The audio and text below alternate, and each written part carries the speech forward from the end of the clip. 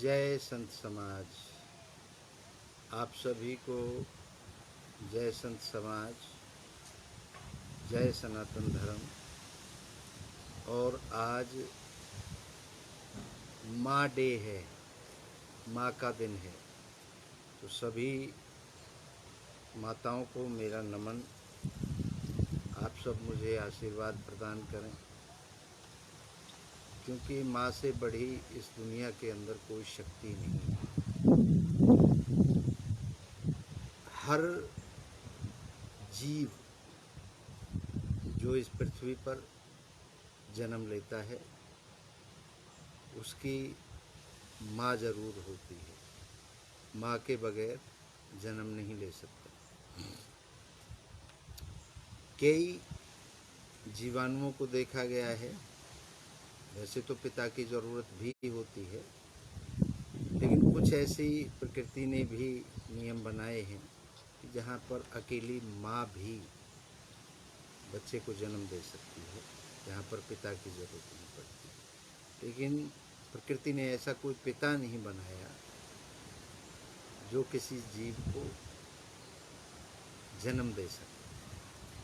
तो हम सभी बड़े सौभाग्यशाली हैं। हमारी बहुत माताएं हैं।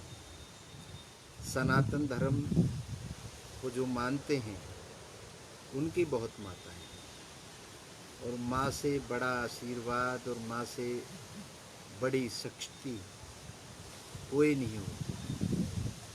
जैसे एक तो हमारी जन्म देने वाली माता होती है, वो तो सारी दुनिया में उसको माँ कहा जाता है। लेकिन जो हम सनातन धर्म को मानते हैं वो इस धरती को भी माता का दर्जा देते हैं, गौ माता को भी माता का दर्जा देते हैं। अपनी जन्म देने वाली माँ के बराबर ही हम उनको भी सम्मान देते हैं।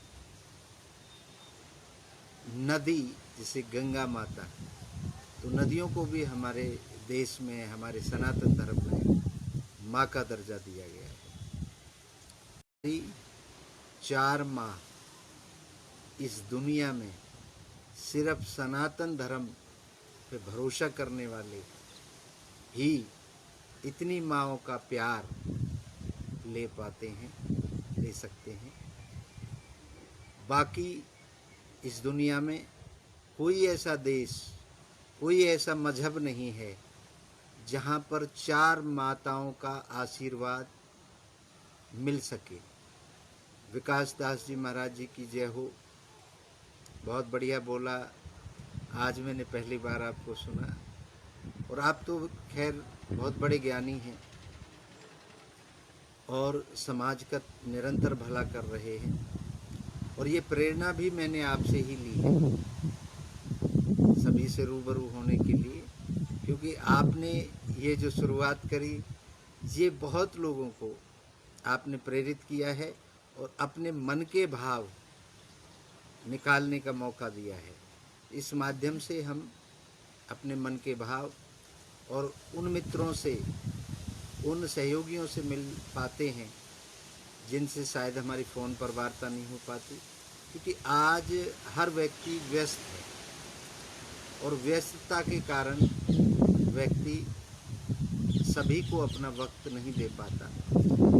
आपके सराहनीय कार्य के लिए और प्रेरणादायक कार्य के लिए मैं आपको धन्यवाद देता हूँ। और मिशन निरंतर आप सबकी कृपा से, आप सबकी मेहनत से बढ़ता जा रहा है। 37,10,535 मेंबर अभी तक जुड़ चुके हैं। तो इस तरीके से ये परिवार निरंतर बढ़ता जा रहा है। ये सम्मान के लिए गठित किया गया है। सम्मान संतों का, आपका, देश का, धर्म का, इन सभी के लिए इस मिशन का गठन हुआ है, जो आप सब के लिए गौरव की बात है। संगठन बहुत हैं भारतवर्ष के अंदर, लेकिन ये एक ऐसा अनूठा संगठन है जो सभी से प्रेम करता है, जो वसुधैव कुटुम्बकम की जो हमारे धर्म के अंदर नीति है उसको अपना करके कार्य करता है। सभी को बैर से नहीं रहना चाहिए।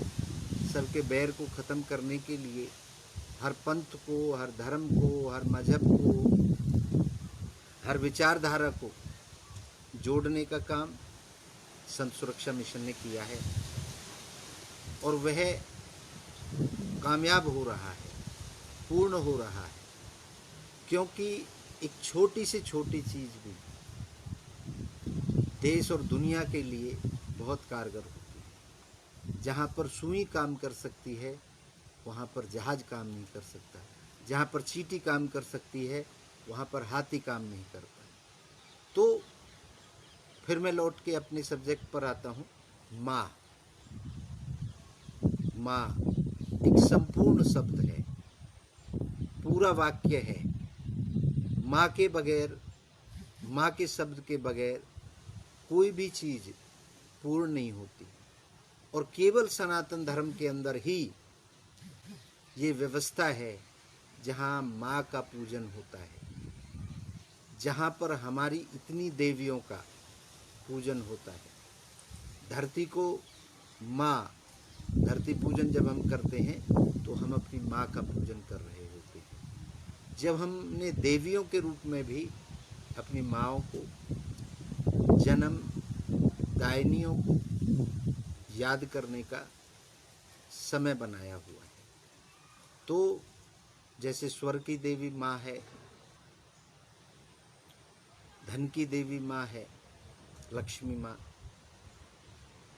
वैसे ही हर एक एक जो अच्छी चीज़ें हैं वो सब माँ के रूप में हमने प्रदर्शित करी हैं। हमारे जो ऋषि मुनि थे, जो हमारा इतिहास पुराना जो रहा है, जो व्यवस्थाएं बनाई गई हैं, वो माँ को आधार रख करके, माँ की इज्जत करके बनाई गई। इस तरीके से हम, मेरा यही सभी माताओं से भी एक हाथ जोड़ के विनती है। आज मौसम ख़राब है, यहाँ पर बहुत तेज़ आंधी आई है। उस आंधी की वजह से कुछ व्यवस्थाएं गड़बड़ा रही हैं। अभी भी आंधी चली हुई है बहुत तेज़ी से, तो इस कारण से हो सकता है कि अभी नेटवर्क भी कट सकते हैं। लेकिन हमने एक नियम बनाया है, 1 बजे हमें आपसे रूबरू होना है, आपसे बात करनी है, आपका हाल चाल जानना है। तो हम निरंतर कोशिश करेंगे बगैर रुके आपसे रूबरू होने। तो मैं उस सब्जेक्ट पर था माँ। तो मेरा सभी जो आजकल अपने आप को मॉडर्न माँ कहती हैं, उनसे अनुरोध है कि आपने जो विदेशों की नीति अपनाई है, बहुत मेरे पास खबर आती है, मैं मिलता हूँ, सुनता हूँ कि माएँ बच्चे को दूध नहीं पिलाती, जबकि माँ का दूध सबसे ताकतवर होता है। माँ के दूध की ही ताकत होती है, जो हम इम्यून सिस्टम हमारा इतना मजबूत होता है बच्चे का और बुढ़ापे तक, ताकि हम हर बीमारी से लड़ाई लड़ सकें। जो माएँ बच्चों को दूध नहीं पिलाती है, उन माँओं के बच्चों की इम्यून सिस्टम बहुत कमज़ोर होता है। तो मेरी सभी उन मॉडर्न माँओं से अनुरोध है जो बाहर के पश्चिमी सभ्यता को देख करके उनका अनुसरण करती हैं, कि अपने बच्चों को अपना दूध ज़रूर पिलाएं, ताकि वो आपके दूध की ताकत से अपने जीवन में एक ताकत पैदा कर सकें, रोगों से लड़ने की और हर प्रकार की मुसीबतों से लड़ने की। तो आप सभी, मेरा ये विनती है हाथ जोड़ के, इस पर ध्यान दें। माँ के लिए बहुत हमारे पदाधिकारियों ने भेजा है मेरे पास, सुबह से ही मैं देख रहा हूँ। एक चीज़ मैं महसूस कर रहा हूँ कि आज के दिन सब अपना स्टेटस बदल रहे हैं, माँ के साथ फ़ोटो खिंचवा रहे हैं। क्या हम ऐसा नहीं कर सकते? हम रोज़ाना अपनी माँ से उतना ही प्रेम करें जितना आज हम दिखा रहे हैं। तो ये भी एक अच्छी बात हो सकती है कि हम एक आदर करें, सभी माँओं का आदर करें, दूसरे की माँ का भी आदर करें। और एक वाक्य किसी ने मेरे पास भेजा, वो शायद मैंने आपसे शेयर भी किया है अपने अकाउंट पे, कि जो अपनी माँ की इज्जत नहीं कर सकता, जो अपनी माँ को ऊंचे आवाज़ में बात करता है, उसे कभी आप अपना दोस्त ना बनाएं, अपना मित्र ना बनाएं। क्योंकि जो अपनी माँ की इज्जत नहीं कर सकता, आपकी क्या इज्जत करें। ये वाक्य बहुत अच्छा है।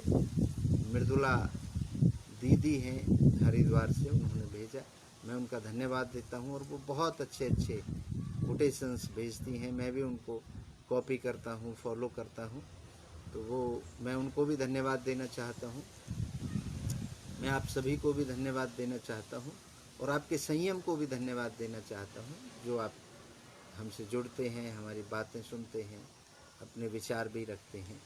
तो हमारे संत प्रकोष्ठ के राष्ट्रीय अध्यक्ष स्वामी सुखदेवानंद जी महाराज जी ने एक बहुत अच्छा वाक्य भेजा है, वो मैं आपको पढ़ के बताता हूँ।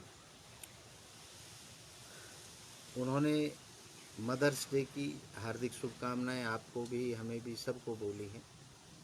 तो आप सबको मदर्स डे की शुभकामनाएं। माँ संवेदना है, भावना है, एहसास है माँ। माँ जीवन के फूलों में खुशबू का वास है माँ। माँ रोते हुए बच्चे का खुशनुमा पालना है माँ। माँ मरुस्थल में नदी सा मीठा पानी का झरना है माँ। माँ लोरी है, गीत है, प्यारी सी थाप है माँ। माँ पूजा की थाली है, मंत्रों का जाप है माँ। माँ आँखों का सिसकता हुआ किनारा है माँ। माँ गालों पर पप्पी है, ममता की धारा है माँ। माँ झुलसते दिलों में कोयला की बोली है माँ। माँ परमात्मा की स्वयं एक गवाही है माँ।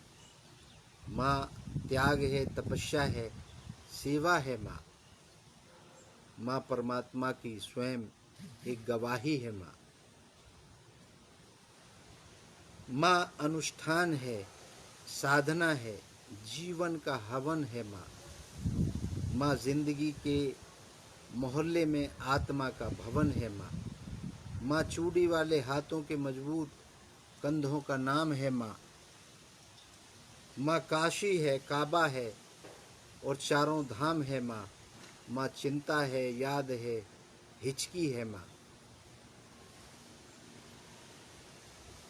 माँ बच्चे की चोट पर सिसकी है माँ। माँ चूल्हा, धुआं, रोटी और हाथ का छाला है माँ। माँ जिंदगी की कड़वाहट में अमृत का प्याला है माँ। माँ पृथ्वी है, जगत है, धुरी है माँ। माँ बिना इस सृष्टि की कल्पना अधूरी है माँ। तो माँ की ये कथा अनादि है, ये अध्याय है और माँ का जीवन में कोई पर्याय नहीं है। तो माँ का महत्व दुनिया में कम हो नहीं सकता और माँ जैसा दुनिया में कुछ हो नहीं सकता। ये आंधी आई हुई है, मैंने जैसे आपको बताया था, तो वो डिस्टर्ब कर रही है।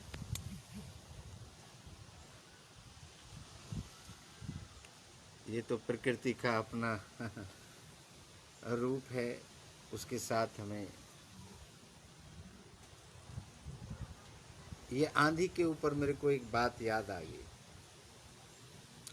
मैं एक दिन अपने आश्रम में, तो हमारे पिताजी ने क्या कहा उन्होंने कहा इसको सहारा मत दीजिए, अगर इसको सहारा दे दोगे तो फिर इसकी ताकत कमज़ोर हो जाएगी।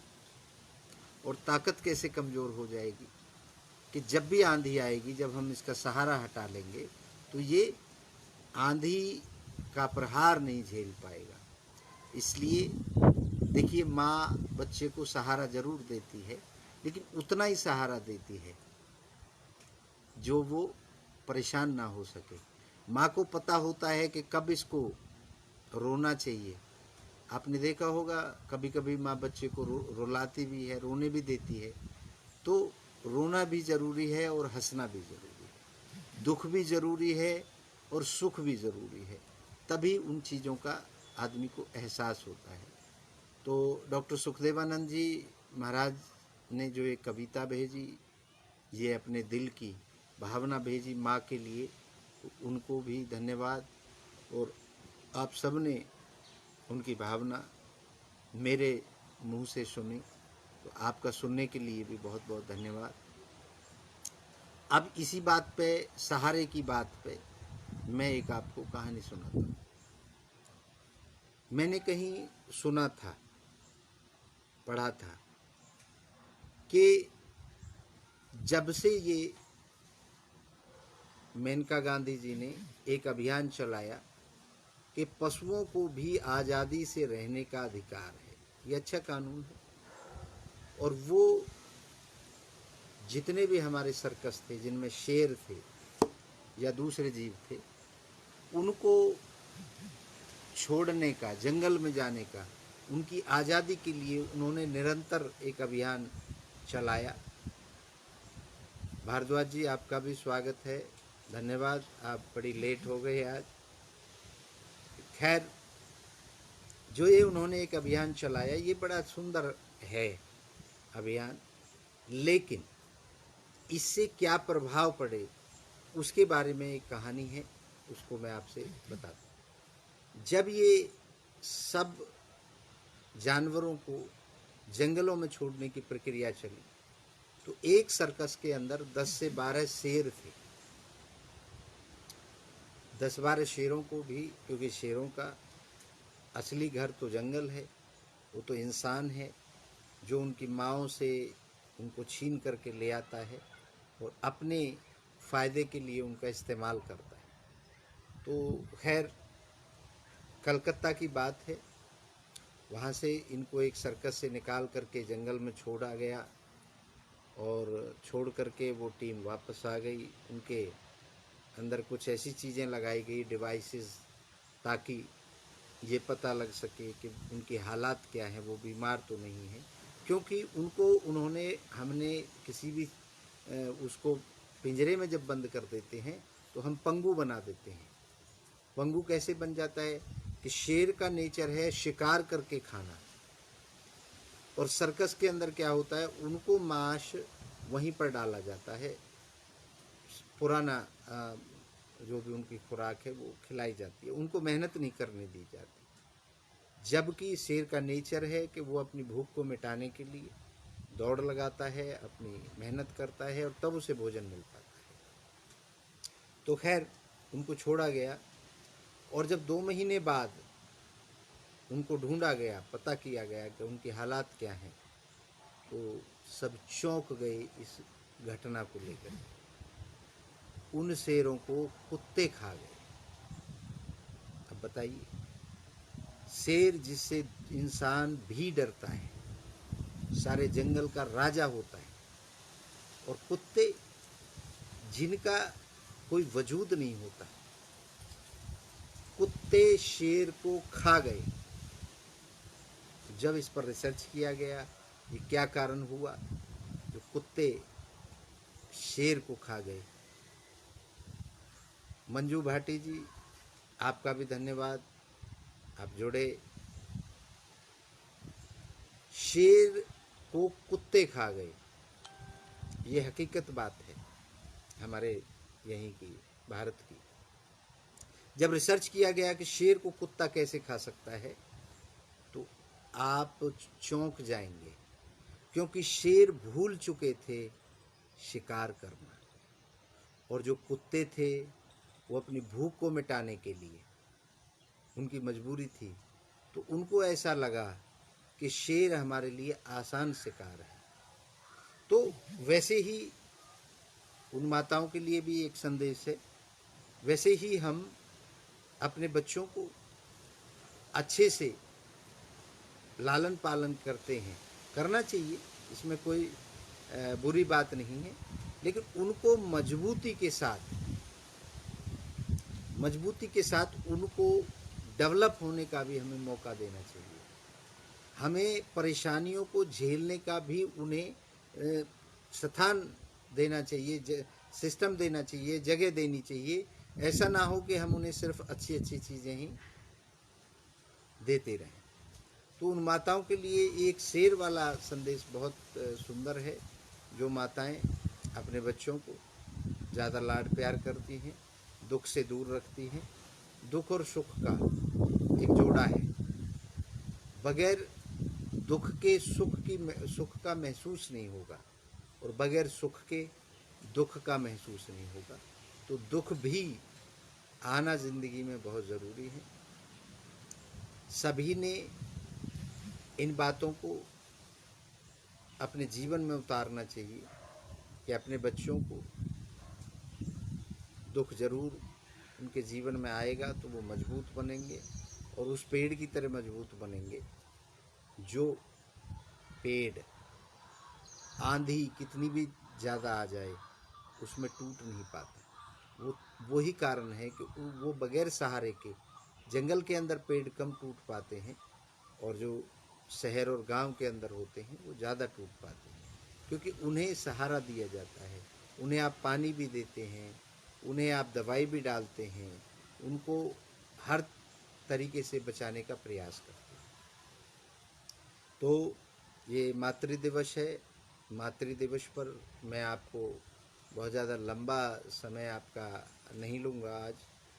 आप सब अपनी माताओं को समय आज ज़रूर दें, उनसे बैठ कर के पुरानी बातें ज़रा याद करें, अपने बचपन की कहानियाँ भी सुनें कि मैं कैसा था, मैं क्या करता था, मेरे साथ क्या होता था, मेरे अंदर क्या ऐसे गुण थे जो शायद मेरे विलुप्त हो गए हैं। क्योंकि माँ से ज़्यादा आपको कोई नहीं जानता, माँ से ज़्यादा आपको इस दुनिया के अंदर कोई नहीं पहचान सकता, क्योंकि माँ ने आपको 9 महीने पेट में पाला है, माँ ने आपको बड़ा किया है, और माँ आपके मैं जब अपनी माँ के पास कभी कभी परेशानी में बैठता हूँ, जब मैं परेशान होता हूँ, तो मेरी माँ झट से कह देती है कि बेटा क्या परेशानी है, मुझे बताओ।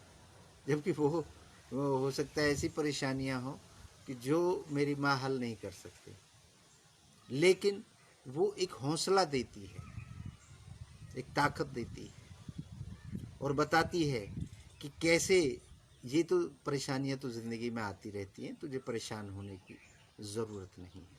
माँ के साथ बच्चे का, हमारा सभी का ऐसा कनेक्शन होता है कि अगर हम माँ से हज़ारों किलोमीटर दूर भी हैं, और अगर हम बीमार हो गए हैं, तो हमारी माँ को पता लग जाएगा, महसूस हो जाएगा कि मेरा बेटा या मेरी बेटी पे कुछ परेशानी है।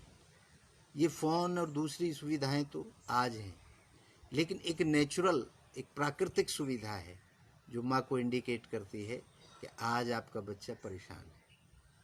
तो माँ बहुत बड़ी ताकत है।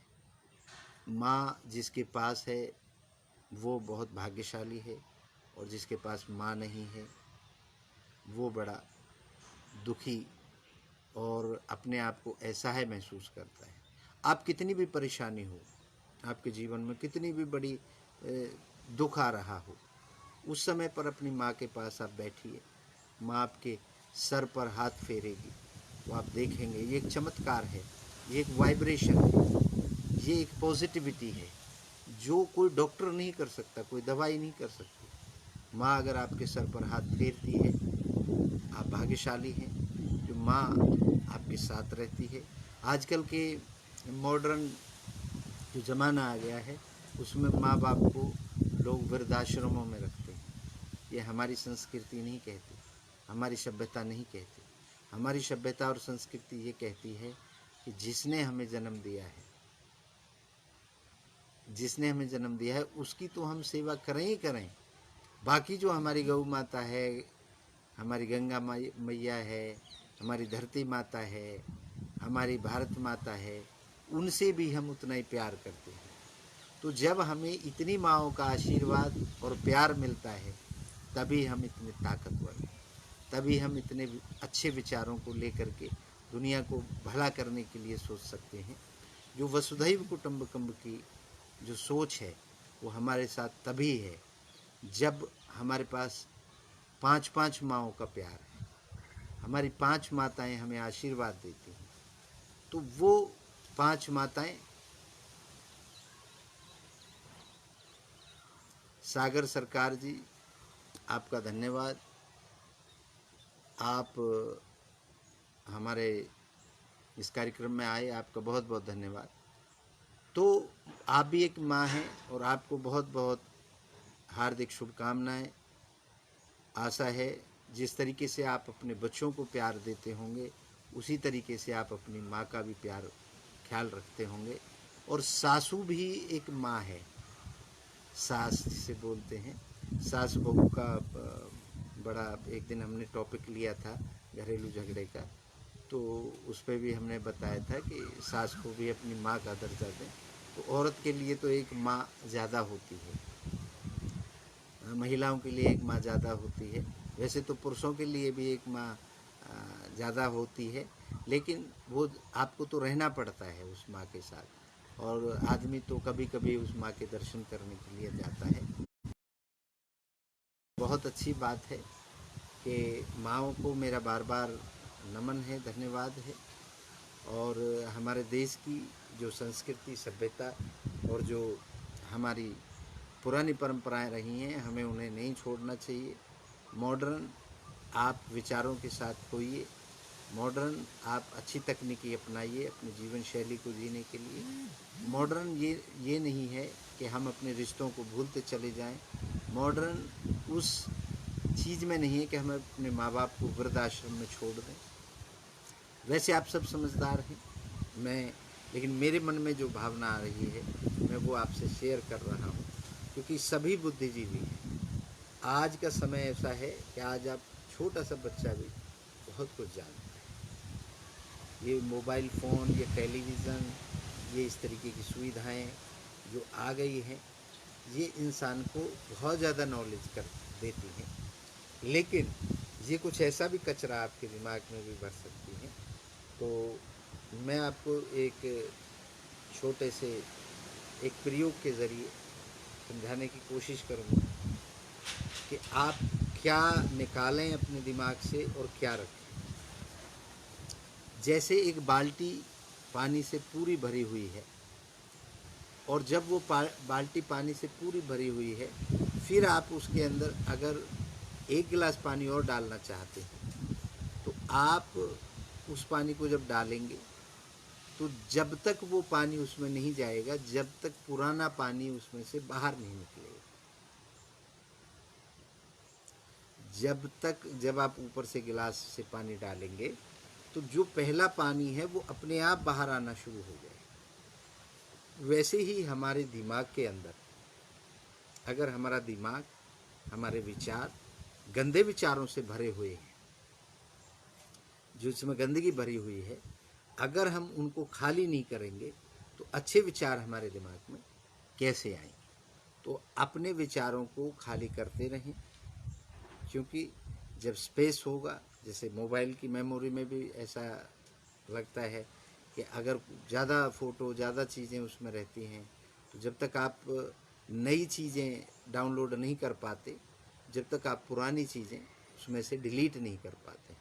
तो ऐसे ही अपने विचारों को रोज़ रात को आप चेक करें कि आज कितने विचार मेरे दिमाग में आए, और उनमें से कौन से विचार जनहित के लिए हैं, समाज हित के लिए हैं, देश हित के लिए हैं, और इस पृथ्वी हित के लिए हैं, परिवार हित के लिए हैं। तो वो सारी चीज़ें आप रोज़ डालें, और पुरानी जो चीज़ें हैं आप वो दिमाग को रिफ़्रेश करें, उसमें से निकाल करके बाहर करें। कूड़े कचरे को थोड़ी कोई अपने घर में रखता है। कूड़े कचरे का तो बाहर कूड़े के ढेर पर डालने का रहता है। तो ऐसे ही आप उन गंदे विचारों को, जो ख्याल आते हैं, मैंने एक प्रयोग भी आपको बताया था, उसका मैं फिर से आज जिक्र करता हूँ, जो लोग उस दिन नहीं थे। जब भी आपको दुख आए, परेशानी आए, जब भी आपको किसी पे गुस्सा आए, जैसे आपने देखा होगा, ये एक मनुष्य की मानसिकता है, जब भी किसी नेता को या किसी पे गुस्सा निकालना होता है, भीड़ को, तो वो एक पुतला बनाते हैं उसके नाम, उसका नाम लिखते हैं उसके ऊपर, उसके नाम का पुतला बनाते हैं और उस पुतले की अर्थी ले जाते हैं, उस पुतले को पैरों से पीटते हैं, उस पुतले को आग लगाते हैं। तो इसका भावार्थ ये हुआ कि वो अपने जो उनके अंदर एक गुस्सा उबाल ले रहा है, उस गुस्से को पैरों से कुचल रहे हैं, उसमें आग लगा रहे हैं। जैसे बुराई के लिए हम रावण को हर साल जलाते हैं, हम कहते हैं अच्छाई पे बुराई की जीत है, विजयदशमी वाले। तो हम क्या करते हैं, रावण का बड़ा सा पुतला बनाते हैं और उसको खूब सजाते हैं, और फिर जब समय आ जाता है फिर उस पर गुस्सा निकालते हैं, फिर उसको आग के हवाले कर देते हैं, उसके अंदर बम लगाते हैं, उसके अंदर लकड़ियों से आग देते हैं, डंडों से भी पीटते हैं। तो ये एक गुस्से को, एक स्ट्रेस को कम करने का बहुत अच्छा तरीका है। आप सब भी अपने गुस्से को, अपने स्ट्रेस को, अपनी परेशानी को, अपने दुख को इस तरीके से कुचल सकते हैं, मार सकते हैं, आग लगा सकते हैं, फाड़ सकते हैं, अपने जीवन से निकाल सकते हैं। और अच्छी चीज़ों को, अच्छी चीज़ें क्या है, हर चीज़ हर व्यक्ति के लिए अच्छी नहीं होती और हर चीज़ हर व्यक्ति के लिए बुरी नहीं होती। हो सकता है कोई बात आपके लिए बुरी हो और दूसरे के लिए वो अच्छी हो। वो अलग अलग व्यक्ति की अलग अलग परिस्थिति में अलग अलग सिस्टम होते हैं। जैसे मैं आपको बताता हूँ कि जिस व्यक्ति को प्यास लगी हो, वो पानी के लिए तरस रहा हो, जीवन पानी में ढूंढता है वो बचने के लिए, तो उस व्यक्ति के लिए पानी बहुत ही ज़्यादा ज़रूरी है। और एक व्यक्ति के पास इतना पानी भरा हो कि उसका जीवन बचाने के लिए वो उस पानी से जद्दोजहद कर रहा हो, बाढ़ में फंसा हो, तो उसके लिए उस समय वो पानी बुरा है, परेशानी दे रहा है, उसके जीवन के लिए खतरा है। जैसे फिर मेरी एक कहानी याद आ गई, बहुत अच्छी कहानी है, आपको सुननी चाहिए। एक गांव में एक कुम्हार रहता था। कुम्हार आप जानते होंगे, जो मिट्टी के बर्तन बनाते हैं। उसकी 2 बेटियां थी, कुम्हार की 2 बेटियां थी। खैर, कुम्हार ने उन दोनों बेटियों की शादी कर दी, वो अपने अपने घर चली गई। कुछ दिनों बाद, मान लीजिए 2-4 साल बाद, एक बार कुम्हार ने सोचा कि काफ़ी दिन हो गए मैं बेटियों से मिला नहीं हूँ, तो देखता हूँ क्या हाल चाल है बेटियों के पास, एक बार मिल के आता हूँ। तो वो कुम्हार वहाँ से अपने बेटियों से मिलने के लिए अपने घर से निकला।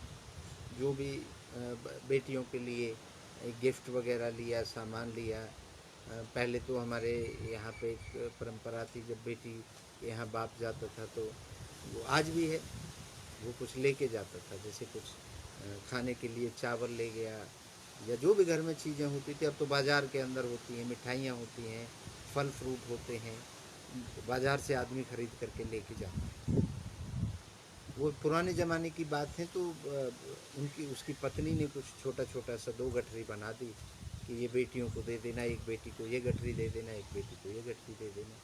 खैर, वो कुम्हार दोनों गठरियाँ अपने सर पे रख के निकल पड़ा। सबसे पहले वो एक बेटी के पास गया जो बर्तन बनाने का काम करती है। वो अपना जीवन यापन बर्तन बना करके और तैयार करके उसका काम करती थी। तो खैर वो ठहरा बेटी से हाल चाल पूछा, वो गठरी बेटी को दे दी और पूछा बेटी कैसा चल रहा है, सब ठीक से चल रहा है। तो बेटी ने कहा हाँ पिताजी सब अच्छा चल रहा है, लेकिन अभी हमने कुछ बर्तन बनाए हैं और इन बर्तनों को अब हमने पकाने के लिए इनको जैसे एक आग लगाते हैं, कुछ लकड़ी और कुछ कंडे रख के उनको पकाया जाता है, क्योंकि कच्चा तो मिट्टी का होता है, पकने के बाद वो पक्का हो जाता है, फिर उसमें पानी भी आप डाल सकते हैं। तो कि अब हमने ये लगाया है और इसमें आग छोड़ दी है, अगर बाई चांस बारिश हो जाती है तो हमारी जो ये मेहनत है, हमने जो ये कार्य किया है, ये सब धरा का धरा रह जाएगा, ये सब हमारी मेहनत ख़त्म हो जाएगी। तो आप भगवान से प्रार्थना करें कि बारिश नहीं होनी चाहिए, तो हमारा ये सब मेहनत अच्छी पक के हम इसको फिर बेच सकते हैं। तो उन्होंने कहा चलो बेटी, जैसा ईश्वर को मंजूर है, प्रकृति को मंजूर है, और मैं भी कोशिश करूँगा, ईश्वर से प्रार्थना करूँगा कि ऐसा ना हो। खैर वो दूसरी बेटी की तरफ चल दिए। दूसरी बेटी के यहाँ पहुँचे, वो गठरी दे दी जो कुम्हार की पत्नी ने बेटी को देने के लिए दी थी। तो जब वो गठरी दे दी, उसके बाद बेटी से हाल चाल पूछा कि बेटी कैसा चल रहा है, क्या कार्य है, सब अच्छा है। तो वो बेटी खेती कर दी थी। तो उस बेटी ने कहा पिताजी फसल तैयार है और फसल को पानी की ज़रूरत है, फसल को पानी की ज़रूरत है, अगर अभी बारिश हो जाती है तो हमारी फसल बहुत अच्छी होगी, बहुत अच्छी होगी। तो इसलिए आप भगवान से प्रार्थना करिए कि बारिश हो जाए ताकि हमारी फसल अच्छे से पक जाए। तो वो व्यक्ति वहाँ से चला गया और रास्ते में सोचते हुए जा रहा था कि मैं अपने भगवान से, अपने जैसे आराधना करता हूँ, उनसे किस चीज़ के लिए प्रार्थना करूँ, कि आप बारिश कर दें या ये कहूँ बारिश ना करें। तो एक बेटी का बारिश होती है तो भला हो जाएगा, लेकिन एक बेटी का नुकसान हो जाएगा। अगर बारिश नहीं होती है तो एक बेटी का फ़ायदा है, दूसरी का नुकसान है। तो इसी तरीके से हर बात हमारे लिए, जो हमारे लिए अच्छी है, हो सकता है आगे वाले आदमी के लिए वो शूट ना करती हो। तो कभी भी आप इस पे भी गुस्सा ना हो कि जो चीज़ आपको बुरी लग रही है दूसरे को अच्छी लग रही है, तो उसको अच्छी लग रही है, अच्छी बात है। आप अपने विचार अपने अंदर रखें कि ये मुझे अच्छा नहीं लगता। हम कह देते हैं अरे ये मुझे अच्छा नहीं लगता, इस बात को बंद करो, इस काम को बंद करो, ये मुझे अच्छा नहीं लगता। लेकिन उसको किसी का तो उस कार्य से पेट भर रहा है, परिवार चल रहा है, तो सब एक जैसा काम भी नहीं कर सकते। और सबको अगर एक ही काम अच्छा लगने लगा तो फिर उस काम की कोई वैल्यू नहीं रह जाएगी, कोई महत्वता नहीं रह जाएगी। जैसे मैंने कहा कि चींटी का अपना काम है, हाथी का अपना काम है, सुई अपना काम करती है और जहाज अपना काम करता है।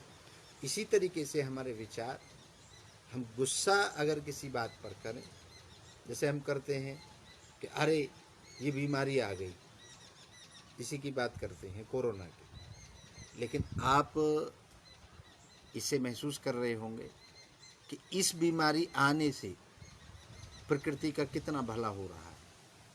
नदियाँ साफ हो रही है, पोल्यूशन हवा में ख़त्म होता जा रहा है, साफ होती जा रही है हवा, जो कि सांस लेने में भी हमें तकलीफ़ होती थी बड़े मेट्रो शहर में, क्योंकि पेड़ हम लोग काटते गए, कंक्रीट फैलाते गए, जंगल ख़त्म करते गए। तो ये भी मेरा आप सबसे अनुरोध है कि जब भी आपको जैसे भी मौका मिलता है तो आप पेड़ लगाने में अपनी भूमिका निरंतर रखें, चाहे वो सड़क के किनारे। और जो आप फ्रूट खाते हैं, हर फ्रूट के अंदर बीज होता है, वो बीज हम ऐसे कूड़े में फेंक देते हैं, इधर उधर फेंक देते हैं। उन बीजों को आप रखिए, अपनी गाड़ी से जाते हैं तो गाड़ी पे रखिए, जहाँ भी आपको जगह ऐसी मिलती है वहाँ पर उन बीजों को फेंक सकते हैं। और बहुत अच्छा काम कर सकते हैं तो उनको दबा दें, थोड़ा मिट्टी हटा के उसको दबा दें, तो वो आप देखेंगे एक दिन वो पेड़ बन जाएगा। और अगर हम ये अपने जीवन में सभी अपना लें तो हमारी इतनी सी भी जगह नहीं बचेगी कि जो पेड़ों से विहीन हो।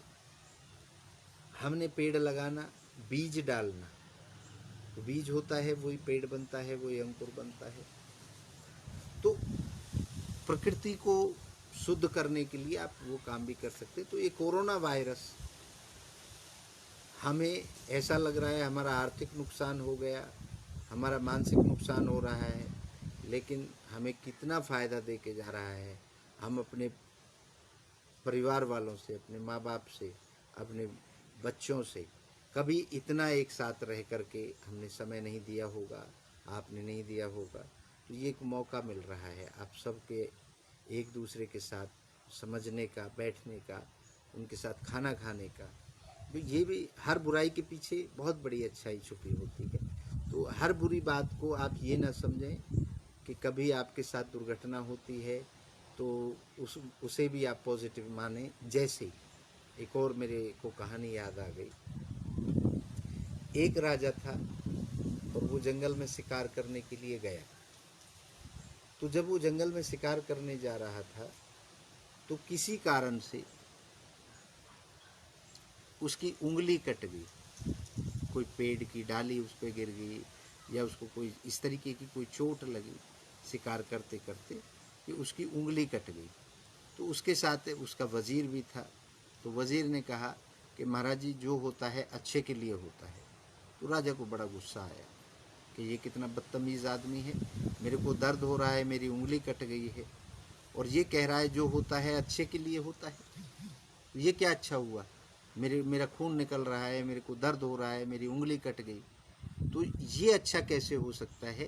तो उसने, राजा ने वज़ीर को बहुत डांटा, फटकारा, धमकाया कि तुम बड़े ख़राब आदमी हो और मेरे साथ ऐसी बुरा हुआ है, और उसको भी तुम अच्छा कह रहे हो, तुम तो अच्छे आदमी नहीं हो। मैं तुम्हें देखूंगा, तुम्हें जब अपने राज्य में पहुंचूंगा तो तुम्हें बाहर निकालूंगा। तो वज़ीर ने फिर भी कहा कि महाराज जी, अगर आप मुझे निकालेंगे तो भी वो अच्छे के लिए होगा। खैर, वो अंदर जंगलों में शिकार करते करते चले गए और वो दोनों बिछड़ गए। राजा भी बिछड़ गया और उनका वज़ीर भी बिछड़ गया, उनकी सेना भी बिछड़ गई। तो राजा एक इतनी गहराई में पहुंच गया और वहाँ पर आदिवासियों का एरिया था। तो आदिवासियों ने उसको, राजा को पकड़ लिया, लेके गए। वो पकड़ के अपने, उनका भी एक कबीला होता है, एक मुखिया होता है, तो मुखिया के सामने लेके गए। तो खैर, उस दिन आदिवासियों का एक बहुत बड़ा त्यौहार था और उस त्यौहार पर वो बलि देते हैं।